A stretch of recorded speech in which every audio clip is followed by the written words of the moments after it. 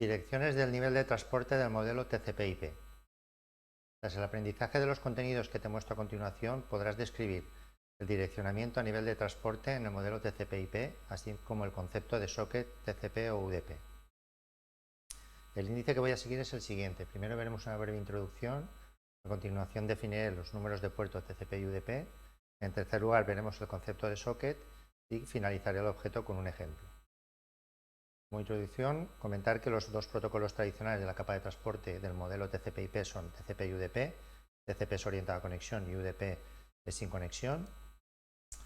Ambos utilizan números de puertos para identificar los puntos origen y destino de las comunicaciones a nivel de transporte.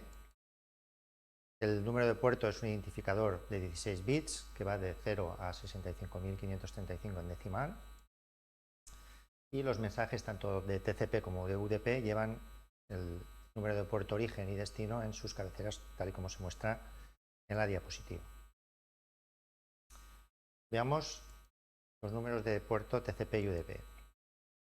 Los números de puerto identifican el servicio de transporte diferenciando conversaciones o comunicaciones en ese nivel, en esa capa. Permiten llevar un seguimiento de las conversaciones del nivel de transporte específicas entre un cliente y un servidor. Tenemos por un lado número de puertos de transporte para los servicios y números de puertos utilizados por los clientes. Los tipos de puertos que se han definido, en primer lugar se definieron la RFC 1700, que ya ha quedado obsoleta, y la lista completa está en una página web de la IANA que veremos en la siguiente diapositiva. Tenemos por un lado los puertos estándar, conocidos como well-known ports, que van del 0 al 1023 y están asociados a servicios comunes. Los utilizan protocolos conocidos y los controla, como decía, la IANA y los publica en su página web.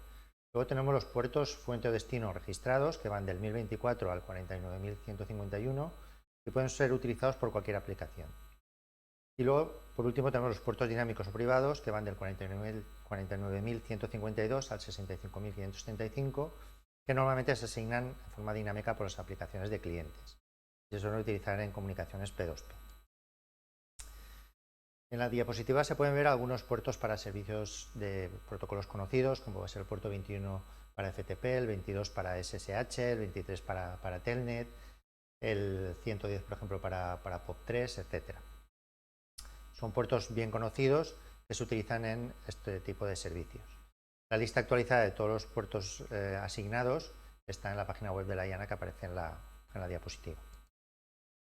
Y como se puede ver en la columna central, los servicios pueden utilizar tanto TCP como UDP.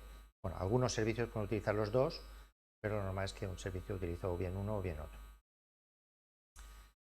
Por otro lado, tenemos los puertos para asignar por parte de los clientes, que normalmente lo que hacen es escoger un número aleatorio cuando establecen las conexiones de transporte o cuando envían los mensajes de transporte por primera vez. Cogen un número aleatorio a partir del 1024.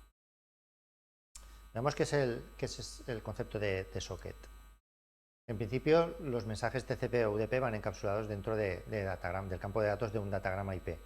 En la cabecera del mensaje TCP o UDP es donde están los números de puerto origen y destino de transporte, y en la cabecera IP tenemos la dirección IP origen y la dirección IP destino. Entonces, en este caso, los números de puerto tanto origen como destino se combinan con las direcciones IP tanto origen como destino y forman lo que se denominan sockets.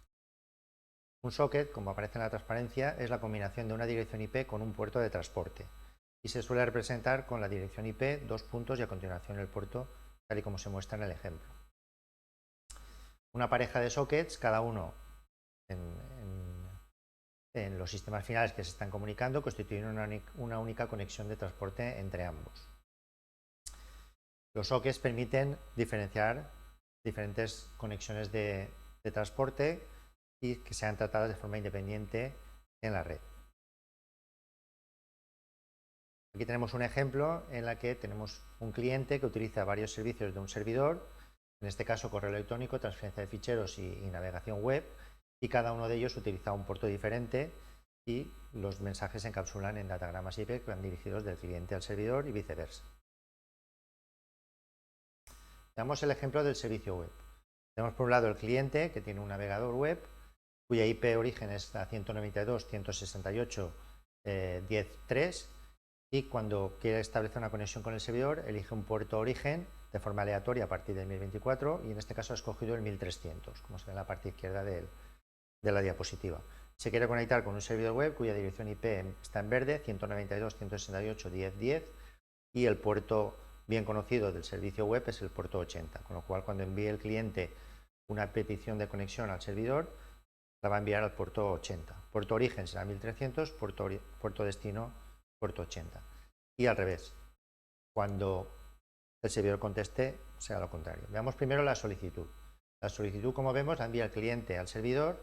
Vemos que la IP origen es la IP del cliente, la IP destino es la IP del servidor, puerto origen es 1300 y puerto 80 es el puerto destino es el 80, que es el de servicio web.